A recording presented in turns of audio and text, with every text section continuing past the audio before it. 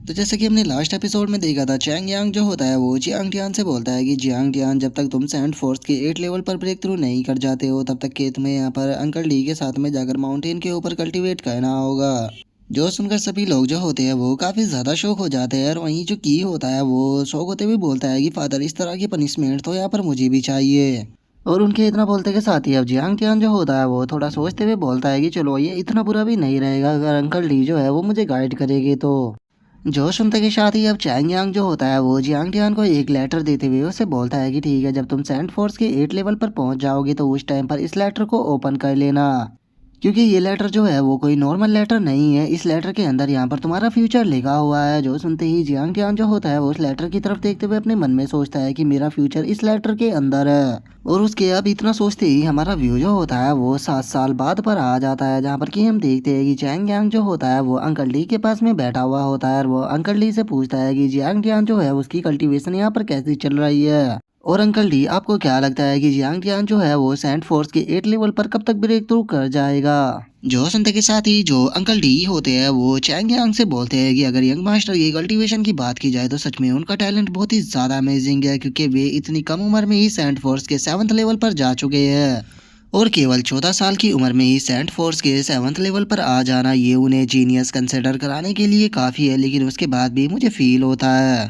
कि जो young master है वो कल्टीवेशन करने में यहाँ पर अपना बेस्ट नहीं देते हैं। जो सुनते ही चैंग यांग भी काफ़ी शौक हो जाता है, और वो शौक होते हुए बोलता है कि क्या जियांग टियान यहाँ पर कल्टीवेशन के अंदर अपना 100% नहीं देता? क्या आपके पास में इस चीज़ का कोई प्रूफ है? जो सुनकर जो अंकल डी होते हैं वो उसे बोलते हैं कि देखो, मेरे पास में इस चीज़ का कोई प्रूफ तो नहीं है, लेकिन मुझे ये चीज़ जो है वो हमेशा फील होती है कि जो यंग मास्टर है वो जब चाहे तब 8 लेवल पर एडवांस कर सकते हैं। जो सुनते ही चैंग यांग जो होता है वो उस लेटर की तरफ देखते हुए बोलता है कि अगर जियांग टियान इस साल भी यहाँ पर सैंड फोर्स के 8 लेवल पर ब्रेक थ्रू नहीं कर पाया तो मुझे डर है कि हम लोगों को 1 साल और इंतजार करना पड़ेगा। और उसके इतना बोलते ही हमारा व्यू जो होता है वो यून टियान के ऊपर आ जाता है, जो कि आराम से लेटे हुए एंजॉय कर रही होती है। तभी एक सर्वेंट जो होती है वो वहाँ पर आते हुए बोलती है कि ग्रैंड मदर, ये सेसोनियल फ्रूट और कुछ स्नेक है जो कि मास्टर ने स्पेशली ऑर्डर कर कर आपके और यंग मास्टर के लिए मंगाए हैं। जो सुनकर यूनटियान जो होती है वो उसे बोलती है कि जियांग टियान जो है वो अभी कल्टीवेशन कर रहा है, तो इसीलिए इसे यहाँ पर रख दो, जब वो आएगा मैं उसे खिला दूंगी। जो सुनकर वो सर्वेंट भी ओके बोल देती है। और अब उस सर्वेंट के वहां से चले जाने के बाद यूनटियान जो होती है वो हंसते हुए बोलती है कि जियांग टियान, हमारा जो ट्रीटमेंट है वो रोजाना यहाँ पर और भी अच्छा होता जा रहा है। और उसके इतना बोलते के साथ ही हमारा व्यू जो होता है वो जियांग टियान के ऊपर आ जाता है, जहाँ पर कि हम देखते हैं कि इस टाइम पर वो 14 साल का हो चुका होता है और वो बैठे हुए कल्टीवेशन कर रहा होता है। और हम देखते हैं कि जियांग टियान जो होता है उसे अपनी पास्ट लाइफ के जो सपने होते हैं वो आ रहे होते हैं, जहाँ पर कि हम देखते हैं कि किसी सेक्ट के अंदर बहुत ही पावरफुल फाइट जो होती है वो चल रही होती है, जहाँ पर कि अब एक बंदा जो होता है वो चिल्लाते हुए बोलते हैं कि अब जियान शियान यहाँ पर नहीं है, और जियान शियान के बिना तुम लोग जो हो वो एक नंबर के लूजर हो, और तुम्हें खत्म करना किसी फिश को खत्म करने जैसा है। जो सुनते के साथ ही एक बंदा जो होता है वो वहाँ से भागते हुए बोलता है कि ब्रदर, जियान शियान जो है वो फाइनली वापस जरूर आएंगे, और देखना जिस दिन वे वापस आएंगे वे हमारा बदला जरूर लेंगे, और तुम बास्टर्डों को यहाँ पर जिंदा नहीं छोड़ेंगे। और गाइज, मैं आप लोगों को बता दूं कि जियान शियान जो है वो हमारे मेन कैरेक्टर का रियल नाम है। और अब हम देखते हैं कि वहाँ पर एक बंदा जो होता है वो पहले वाले बंदे को शॉर्ट से मारते हुए उसे बोलता है कि जियान चैन जो है वो यहाँ पर क्यूबाई के साथ में मर चुका है, इसीलिए वो यहाँ पर तुम्हारी मदद करने के लिए नहीं आ पाएगा। और इतना बोलते के साथ ही अब सभी लोग जो होते हैं वो वहाँ पर मौजूद लोगों के ऊपर अटैक करते हुए बोलते हैं कि चलो सभी लोग साथ में मिलकर इन सभी को यहाँ पर ख़त्म कर दो, कोई भी जिंदा बचना नहीं चाहिए। और इतना बोलते के साथ ही अब वे सभी लोग जो होते हैं वो वहाँ पर मौजूद सभी लोगों को मार देते हैं, जिसके बाद हम जियान चैन को देखते हैं जो कि सुबह में चिल्लाते हुए बोल रहा होता है कि नहीं, रुक जाओ। और इतना बोलते बोलते ही अब ये जो जियान चैन होता है वो सामने की तरफ अटैक को कर देता है। और इतना बोलकर जो जियांग कियान होता है उसे वहाँ पर महसूस होता है कि अभी तक जो कुछ भी हुआ वो बस एक सपना देख रहा था, जिसे सोचने के बाद अब वो बोलता है कि वो तो बस ये एक सपना था।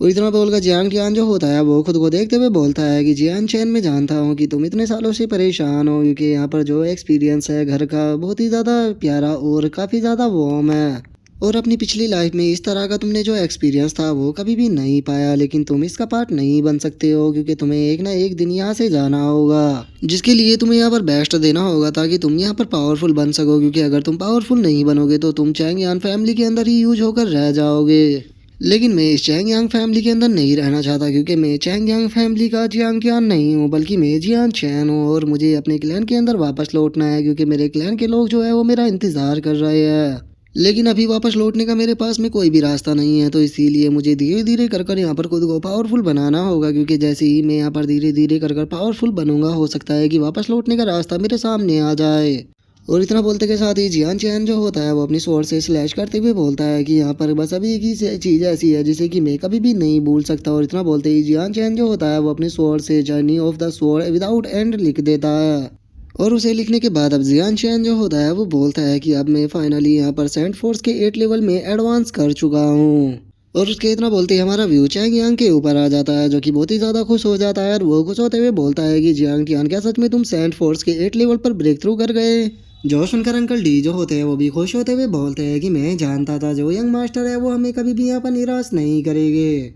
और उसके इतना बोलते के साथ ही जियांग टियान जो होता है वो वहाँ पर आकर बैठ जाता है और वहाँ पर बैठने के बाद वो उस लेटर की तरफ देखते हुए बोलता है कि क्या मैं अब इस लेटर को ओपन कर सकता हूँ जिसके अंदर की मेरा फ्यूचर है। जो सुनते ही चैंग यांग जो होता है वो खुश होते हुए बोलता है कि हाँ बिल्कुल ओपन करो। जो सुनकर जियांग टियान भी उस लेटर को ओपन कर देता है जहाँ पर कि उसे पता लगता है कि वो एडमिशन का लेटर है। जो देखने के बाद जियांग टियान को कुछ भी समझ में नहीं आता और वो बोलता है कि ये तो बस एडमिशन का लेटर है। जो सुनने के बाद अब चैंग यांग जो होता है वो उसको बताता है कि ये किसी छोटी मोटी एकेडमी का लेटर नहीं है बल्कि ये कारगोट एकेडमी का यहाँ पर लेटर है। और जो कारगोट एकेडमी है वहाँ पर टॉप कल्टीवेटरों को कल्टीवेट कराया जाता है और इस एकेडमी के अंदर केवल वही डिसाइपल इंटर कर पाते हैं जो कि अपनी 18 साल की उम्र से पहले यहाँ पर सेंट फोर्स के 8 लेवल पर पहुँच जाते हैं। जियांग टियान सच में तुम बहुत ही ज़्यादा टैलेंटेड हो और तुम कारगोट एकेडमी के लिए पूरी तरह से सूटेबल बैठते हो और चैंग यान फैमिली का फ्यूचर जो है वो अब तुम्हारे ऊपर ही डिपेंड है। जो सुनते के साथ ही अंकल डी जो होते हैं वो जियांग टियान से बोलते हैं कि शर्मनी जो है वो कारगोट एकेडमी की 3 दिन बाद होने वाली है तो इसीलिए हम लोगों को वहाँ पर जल्द से जल्द पहुंचना होगा। जो सुनकर जियांग टियान जो होता है वो अब अपने फादर से बोलता है कि आप टेंशन मत लीजिए मैं कभी भी यहाँ पर आपको नीचे जाने नहीं दूंगा। जिसके अब हम थोड़ी देर बाद का सीन देखते हैं जहाँ पर कि जो चैंग यांग होता है वो जियांग टियान से बोलता है कि जियांग टियान अगर तुम 18 साल की उम्र से पहले जो सेंट फोर्स के 10th लेवल है उससे पास कर गई तो मैं यहाँ पर तुम्हें एक स्पेस रिंग गिफ्ट करूंगा। जो सुनते के साथ ही जियांग टियान जो होता है वो अपने फादर से बोलता है कि फादर आप टेंशन मत लीजिए मुझे इतना लंबा टाइम नहीं लगेगा यहाँ पर 10th लेवल पर पहुँचने में। और उसके इतना बोलते कि शादी अब यून टियान जो होती है वो जियांग टियान के पास में आते हुए उससे बोलती है कि जियांग टियान ये तुम्हारा पहली बार है जब तुम घर से बाहर जा रहे हो तो इसीलिए याद रखना कि तुम्हें अपना ध्यान रखना होगा क्योंकि मदर इस बार तुम्हारे साथ नहीं जा सकती।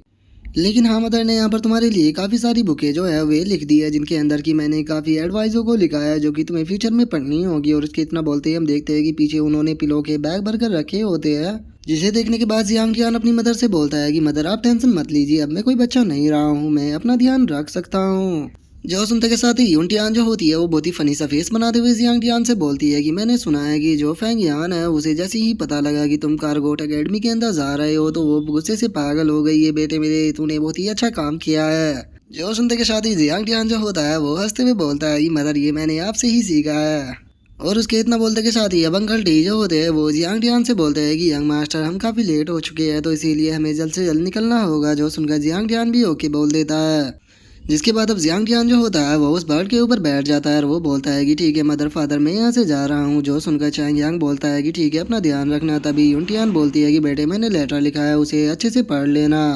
जो सुनते ही अंकल डी जो होते हैं वो अब जियांग टियान को लेकर वहाँ से निकल जाते हैं और जो जियांग टियान होता है वो खुशी के मारे चिल्लाते हुए बोलता है कि कारगोट एकेडमी में वहाँ पर आ रहा हूँ। और इतना बोलकर जो जियांग टियान होता है वो अपने मन में सोचता है कि इतने लंबे टाइम के बाद फाइनली ये उड़ने वाली जो फीलिंग है ये मुझे मिल गई क्योंकि मैंने इस फीलिंग को बहुत ही ज़्यादा मिस किया था। और वह उसे ऐसे खुश देखने के बाद जो अंकल डी होते हैं वो उसे बोलते हैं कि यंग मास्टर सच में आप काफ़ी डिफरेंट हो क्योंकि जब मैं आपके बड़े भाई को अपने साथ में कारगोट एकेडमी के अंदर लेकर गया था तो वो बहुत ज़्यादा डरा हुआ था और पूरे उड़ते टाइम उसने मुझे ही पकड़ रखा था। जो सुनते के साथ ही अब जियांग टियान जो होता है वो बहुत ही फनी सा फेस बना लेता है और वो फनी सा फेस बनाते हुए बोलता है कि क्या मेरा बड़ा भाई ऑलरेडी कारगोट एकेडमी के अंदर है लेकिन आखिर मैं उस बारे में क्यों नहीं जानता हूँ। जो सुनकर अंकल डी जो होते हैं वो भी बहुत ही फनी तरह से हंसते हुए बोलते हैं कि ओ मैं काफ़ी ज़्यादा बूढ़ा हो चुका हूँ इसीलिए मेरी मेमोरी काफ़ी कमज़ोर हो गई है मैं तुम्हें बताना भूल गया।